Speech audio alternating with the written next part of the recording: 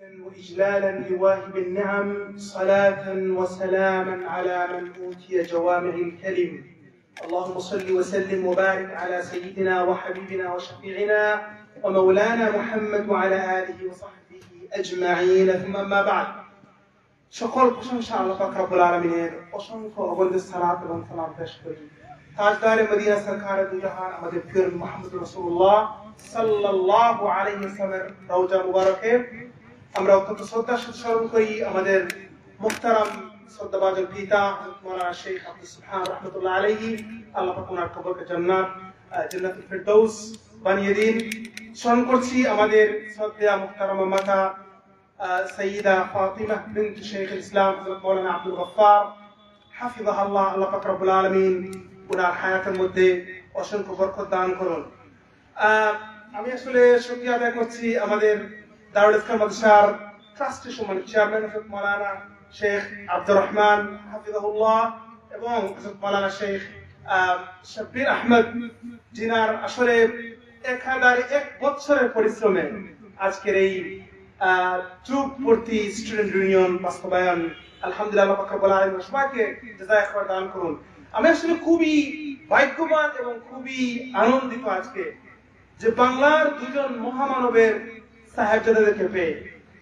একজন ছিলেন বাংলাদেশের গৌরব, বাংলাদেশ তথা মুসলিম বিশ্বের গৌরব, শেখুল হাদিস আল্লামা হযরত মাওলানা শেখ আজিজুল হক রাহিমাহুল্লাহ ওয়া রাহমাতান ওয়াসিআ, ওনার সাহেবজাদা। ওনাকে পেয়ে আসলে আমরা অত্যন্ত গৌরবান্বিত।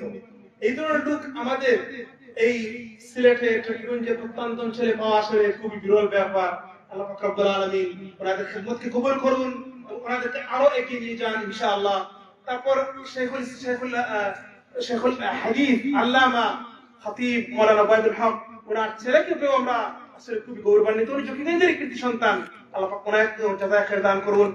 এবং সাথে সাথে আমাদের খালাজাদ ভাই, আমাদের খালাতো ভাই এবং আমাদের দুলা ভাই মাওলানা মুফতি শেখ আব্দুল মুনতাকিম হাফিজাহুল্লাহ, মাশাআল্লাহ, উনি ওয়ার্ল্ড রিনাউন্ড বিশ্ববিখ্যাত মুসলিম স্কলার।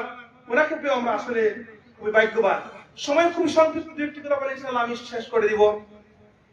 আবু বকর কাসিম ইবনে মারওয়ান রাহিমাহুল্লাহ উনি বলেন গুরুত্বপূর্ণ শায়েরের মধ্যে, আল ইলমু ইয়ারফাউ আকওয়ামান বিলা হাসাবিন, ইলম মানব জাতিকে অত্যন্ত উঁচু পর্যায়ে নিয়ে যায় যদিও তার কোনো জাত না থাকে, কোনো পারিবারিক কোনো পরিচয় না থাকে।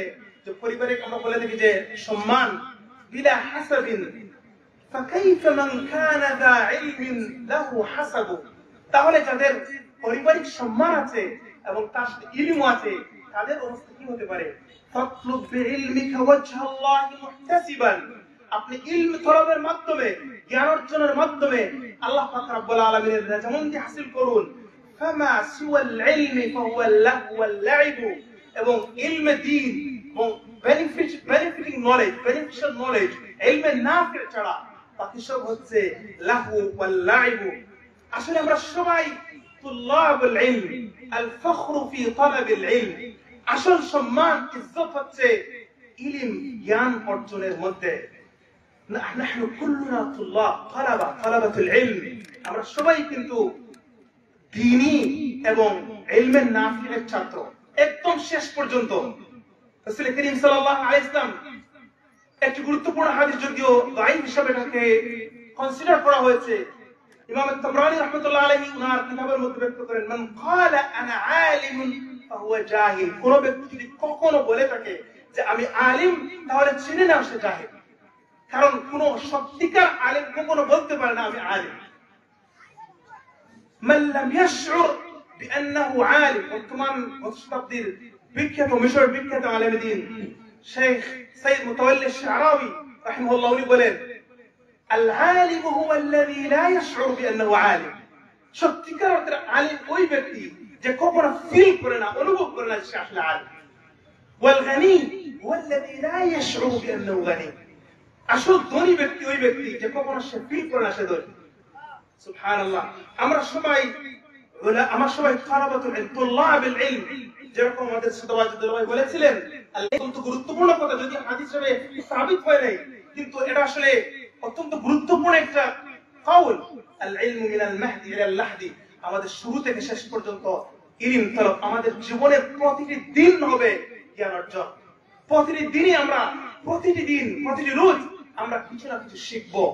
হয়তো হয়তো ভাষা, ইংলিশ ভাষা শিখেন, আরবি ভাষা শিখেন, বাংলা সাহিত্য উন্নতি করেন, আপনি যে কোনো একটা ভাষা শিখতে পারেন। ভাষা কিন্তু অত্যন্ত গুরুত্বপূর্ণ বিষয়। ভাষা আমাদেরকে অনেক এগিয়ে নিয়ে যেতে পারে। আমরা আমাদের অনেকের মধ্যে অনেক বিশাল ইলমের ভান্ডার, কিন্তু ভাষা না থাকার কারণে আমরা বিশ্বে এগিয়ে, আমরা এই যে দাওয়াতের কাজ আন্তর্জাতিক পর্যায়ে আমরা করতে পারি না। সুতরাং আমাদের প্রতিটি দিন হবে ইলমের। আমরা ইলম তলব করার জন্য একটা আমাদের মধ্যে তৃষ্ণা সৃষ্টি হতে, আমরা আতশান হতে হবে ইলমের জন্য। এবং আমি মনে করি আলহামদুলিল্লাহ, আল্লাহ শুকর, বিশ্বের বিভিন্ন জায়গায় বিভিন্ন দেশে যাওয়ার সুযোগ হয়েছে ইলমে জ্ঞান, ইলমে ওয়াহির জ্ঞান তলবের জন্য। বিশ্বের 10 বছর ছিলাম জামিয়া আজহারে, তারপর সিরিয়ায় যাওয়ার সুযোগ হয়েছে আলহামদুলিল্লাহ। এই 6 মাস আগে দারুল দেওবন্দ প্রায় দীর্ঘ 40 দিন অতিবাহিত করার সুযোগ হয়েছে আলহামদুলিল্লাহ। আমি দেখেছি যে ইলম কোন জায়গার মধ্যে সীমাবদ্ধ নয়, ইলম কোন নির্দিষ্ট স্থানের মধ্যে সীমাবদ্ধ নয়। কিছু কিছু ইলম আপনি আরব দেশ থেকে শিখতে পারবেন, মিশর থেকে, সৌদি আরব থেকে, যেটা উপমহাদেশে হয়তো এটা বিরল না কম হতে পারে। কিছু কিছু ইলম উপমহাদেশের উলামায়ে কেরামদের কাছে আছে, যেটা আরব উলামাদের কাছে নেই। সুতরাং আমরা ইলমের জন্য আমরা আত্মশত হবে এবং আমরা ওপেন উন্মুক্ত থাকতে হবে। খুযমা সাফা ওয়া দাইল কাদার, যেটা আমাদের সামনে ক্লিয়ার, সাবিত, সহিহ মনে হবে সেটাকে আমরা নিব। আর যদি অপরিষ্কার, অপরিচ্ছন্ন মনে হয় সেটাকে আমরা ছুঁড়ে ফেলব। খুযমা সাফা ওয়া দাইল কাদার কামা قال الشاعر। তো ইলমের ইস্তেফাদা আমরা ভিন্ন জায়গা থেকে করতে পারি, ভিন্ন, শুধু তাই না, শুধু মুসলমানদের থেকে কেন, আমরা অমুসলিম বৈজ্ঞানিক জ্ঞানী ব্যক্তিদের কাছ থেকে আমরা ইলম শিখতে পারি। আল হিকমাতু দাল্লাতুল মুমিন আইনা আন্না ওয়াজদাহা হুয়া আওলা বিহা কামা قال আলাইহিস সালাতু ওয়াস সালাম। তো এইজন্য আমরা উন্মুক্ত হতে হবে, যেখানে ইলম আছে সেখান থেকে আমরা নিতে হবে।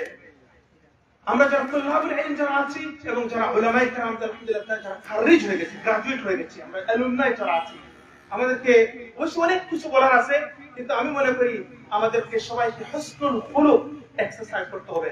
হুসনুল খুলুক, ইন্নামা বুইতু লিতুতাম্মিমা মাকারিমাল আখলাক কামা ক্বালা রাসূলুল্লাহ। যেরকম আমাদের প্রিয় রাসূল করিম সাল্লাল্লাহু আলাইহি ওয়াসাল্লাম বলেছেন যে আমি প্রেরিত হয়েছি উত্তম আখলাককে পরিপূর্ণ করার জন্য। আখলাকের মধ্যে সারা পৃথিবীতে ইসলাম ধর্ম কায়েম হয়েছে, ইসলাম ধর্ম প্রতিষ্ঠিত হয়েছে। আজকে আলহামদুলিল্লাহ মুসলমানরা বিশ্বের আনাচে কানাচে ছড়িয়ে ছিটিয়ে আছে। লন্ডন সেন্ট্রাল মসজিদ আলহামদুলিল্লাহ প্রতিদিন 5 থেকে 7 জন লোক মুসলমান আছে আমাদের মসজিদে। এবং এটা আপনারা অবাক হবেন যে ইউনিভার্সিটির প্রফেসর থেকে শুরু করে সেলিব্রিটি, গায়ক, ডান্সার, ভিন্ন ভিন্ন ধনী ধনী লোক, কোটি কোটি কোটি লোক এসে মুসলমান হচ্ছে আলহামদুলিল্লাহ প্রতিদিন লন্ডন সেন্ট্রাল মসজিদ। এবং ব্রিটেনের এবং ইউরোপের যত গুরুত্বপূর্ণ মসজিদ আছে এই মসজিদগুলোতে হচ্ছে ইসলাম ধর্ম আলহামদুলিল্লাহ প্রতিদিন ছড়িয়ে ছিটিয়ে পড়ছে হুসনুল খুলুকের মাধ্যমে। আসলে আমরা যে আমল করি এটা তো আমাদের আভ্যন্তরীণ ব্যাপার, কিন্তু হুসনুল খুলুকের মধ্যে আমরা এই যে ইসলাম ধর্মের দাওয়াত সারা বিশ্বের মধ্যে আমরা ছড়িয়ে প্রচার করতে পারি।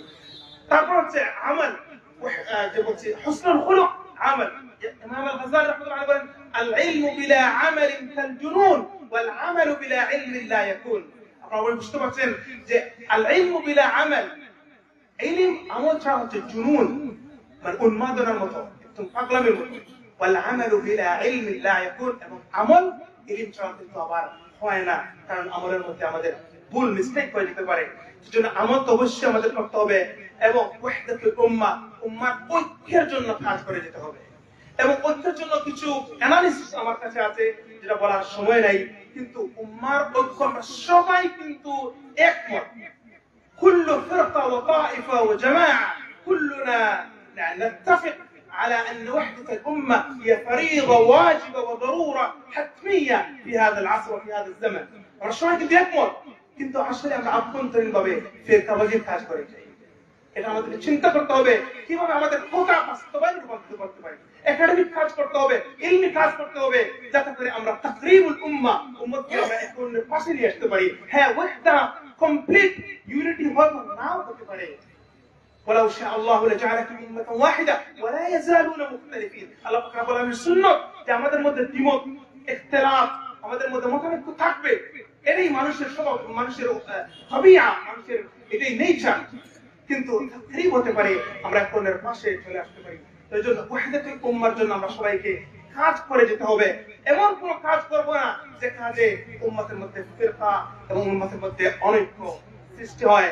এবং পরিশ্রম বলতে চাই যে আপনারা সব সময় যারা এই মাদ্রাসা থেকে আপনারা পড়ে, আপনারা এই মাদ্রাসা থেকে কমপ্লিট করে অনেক দূরে চলে গেছেন, বিভিন্ন জায়গায় চলে গেছেন, সবাইকে আমরা রিকোয়েস্ট করি এবং অনুরোধ করি যে ইনশাআল্লাহ আপনারা দারুল ইসলাম মাদ্রাসাকে সবসময় দোয়াকে স্মরণ রাখবেন। মানে আকাল্লে সেই মিনিমাম যে জিনিসটা আপনারা করতে পারেন সেটা হচ্ছে দোয়া। তো দোয়া খুবই গুরুত্বপূর্ণ। আমরা অনেকেই দোয়াকে আমরা ছোট চোখে দেখি, দোয়া অনেক গুরুত্বপূর্ণ বিষয়। তো আমাদের পিতা শেখ সুবহানাল্লাহর জন্য সবাই আপনারা দোয়া করবেন, আমার জন্য দোয়া করবেন, কাজী পরিবারের জন্য ইনশাআল্লাহ আপনারা সবসময় দোয়া রাখবেন। এই প্রত্যাশা করে এবং এই আশার এই অনুরোধ রেখে ইনশাআল্লাহ এই বক্তব্য শেষ করলাম। জাযাকুমুল্লাহু খায়রাল জাযা ওয়া সালামুল্লাহি আলাইকুম।